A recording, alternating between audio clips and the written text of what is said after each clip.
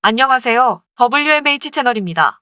우리 육군의 주력 전차인 K2 흑표 전차가 1500마력짜리 국산 엔진을 달고 인도네시아에 수출될 가능성이 있다는 인도네시아 매체 보도가 나왔습니다.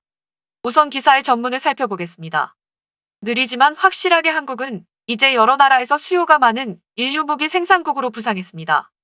T-50 골든 이글 트레이너 제트기와 KT-1 농비 훈련기, 장보고급 잠수함과 KF-X, IF-X 차세대 전투기에 익숙하지 않은 사람은 누구입니까? 모든 것이 연구개발에 열정적인 한국인들에 의한 디자인입니다. 무기 설계 분야의 연구뿐 아니라 한국은 제조 분야의 연구도 병행하여 주력 전차에 사용될 기계를 정밀하게 제조할 수 있습니다. 디펜스월드가 보도한 바와 같이 한국은 국방과학연구소를 통해 중동과 아시아, 유럽 등으로 수출할 수 있는 1500마력의 전차용 특수 엔진을 만드는 데 성공했습니다. 특히 아시아 지역의 경우 한국은 이 엔진의 첫 번째 고객으로 인도네시아를 목표로 하고 있습니다. 한국의 왕정홍 방위사업청장에 따르면 한국은 수많은 난관에도 불구하고 미국과 독일에 이어 1500마력의 전차 엔진 제조에 성공한 세 번째 국가라고 말했습니다. 현대로템은 한국의 주력 전차를 개발하기 위해 다른 나라의 전차를 연구하고 있습니다. 이전에는 MBT 디자인에 대한 경험이 없었기 때문에 다른 나라의 디자인을 여기저기 가져왔습니다. 현대로템의 디자인 레퍼런스 중 하나는 미 육군의 M1A1 에브람스의 디자인으로 이 전차는 K1으로 명명되었습니다. 다양한 평가를 거친 후 한국 육군은 마침내 K2 블랙 팬더라는 이름의 새로운 전차를 제작했습니다. 현대로템은 K2 전차를 개발하기 위해 프랑스 르클레르 전차 기술에서 채택한 오토로더, 120mm 라인 메탈 에로 15 배럴과 MTU 890V12 엔진 등 전 세계의 다양한 전차가 보유한 장점을 결합했습니다. 또한 방위사업청은 한국 육군이 K2 전차에 대한 수요가 높기 때문에 마침내 전차 엔진을 스스로 개발하기로 결정했습니다. 계획에 따르면 처음 100대의 K2 전차는 여전히 MTU 엔진을 사용하고 다음 전차부터 한국 엔진을 사용합니다. 이 한국산 엔진은 K2 블랙 팬더 전차에 사용되는 것 외에도 터키 알타이 전차에 사용될 것입니다. 인도네시아의 프라보워 국방장관은 국방력 강화를 위해 이 전차를 고려했습니다. 이상이 기사의 전문입니다. 기사의 설명을 덧붙이자면 난카닷컴이 말한 엔진은 엔진과 변속기를 결합한 파워팩으로 보입니다. 한국은 이미 오래전에 엔진을 개발했으며 변속기도 개발했으나 군이 요구하는 내구도 시험을 통과하지 못했습니다. 엔진 생산업체인 두산인프라코어는 지난 2015년 11월 7년여 만에 K2 전차 파워팩에 들어가는 엔진 개발에 성공했습니다. 변속기를 생산하는 S&T도 국산 변속기를 개발했지만 내구도 시험을 통과하지 못했습니다. 이에 따라 한국 육군은 K2 1차 양산분 100대에 독일제 엔진과 변속기를 단 파워팩을 탑재했으며 106대를 생산하는 2차 양산분은 두산인프라코어의 엔진과 독일제 변속기를 결합한 파워팩이 채택됐습니다.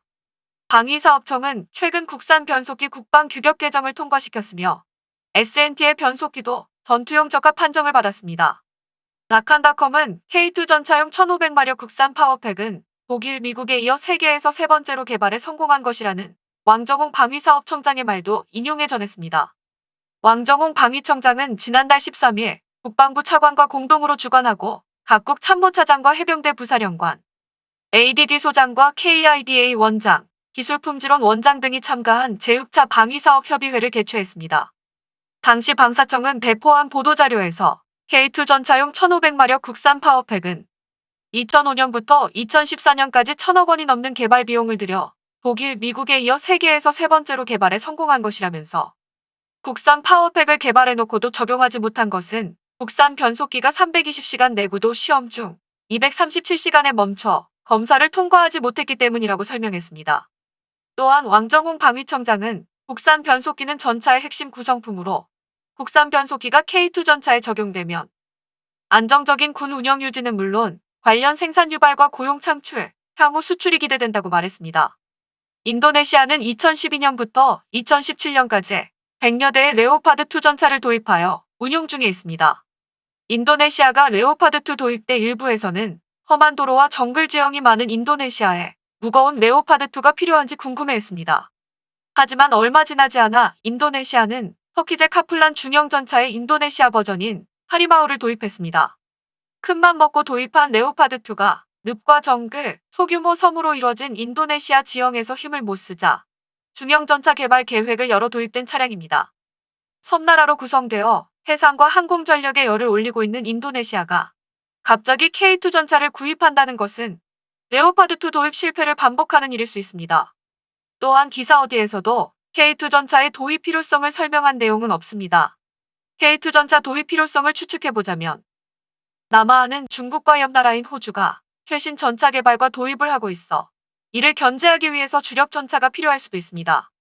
인도네시아가 도입한 레오파드2는 3세대 전차로 중국과 호주를 견제하기 위해서는 3.5세대 전차인 K2 전차가 필요할 수도 있습니다. 오히려 이 기사에서 눈에 띄는 내용은 터키 알타이 전차에 한국에서 개발된 파워팩이 사용될 수 있다라는 한 줄짜리 기사였습니다. 모두 알다시피 터키의 알타이 전차는 우리나라의 기술 도입으로 제작된 전차로 알려졌습니다. 하지만 파워팩을 구입하지 못해 현재까지 생산 차질을 빚고 있습니다.